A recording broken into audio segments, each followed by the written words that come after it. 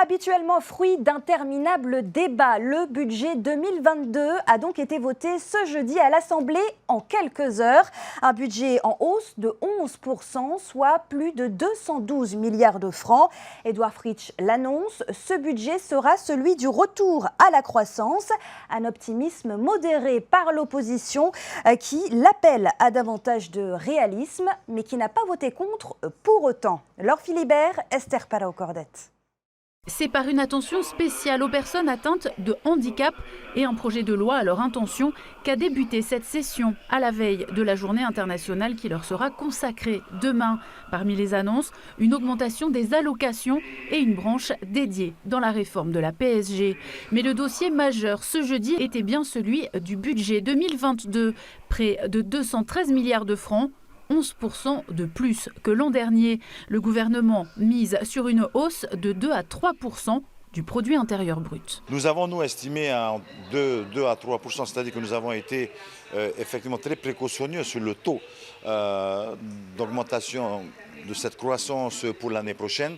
Donc nous sommes, je pense, en hypothèse basse et de ce fait, donc, nous avons estimé les recettes de ce budget à partir de cette référence. J'ai entendu dire, des représentants dire que c'était trop optimiste.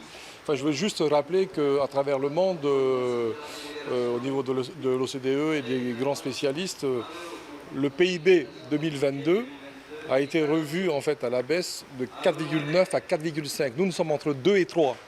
Donc nous ne sommes pas différents des autres. Donc c'est pour ça que nous disons que ce budget est plutôt très prudent. Une partie de l'opposition veut partager cet optimisme comme une façon de tourner la page de la crise sanitaire. On ne peut que garder espoir et positiver.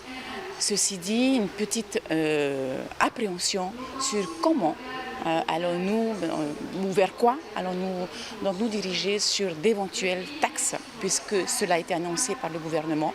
Mais pour l'essentiel, l'opposition appelle à davantage de réalisme et s'interroge même sur la sincérité de ce budget. On a une situation économique et sanitaire qui reste encore incertaine, ça c'est une réalité. On a un budget qui est en augmentation de plus de 10 milliards dans un contexte économique qui est très difficile.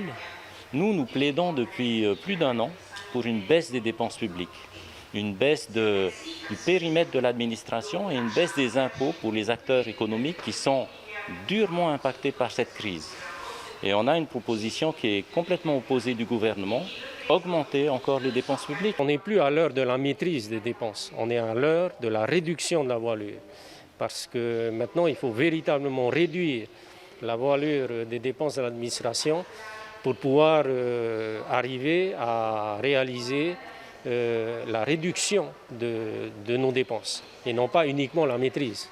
Sceptique, mais pas complètement opposé. Les discussions ont débouché en fin d'après-midi sur un vote favorable à 47 voix.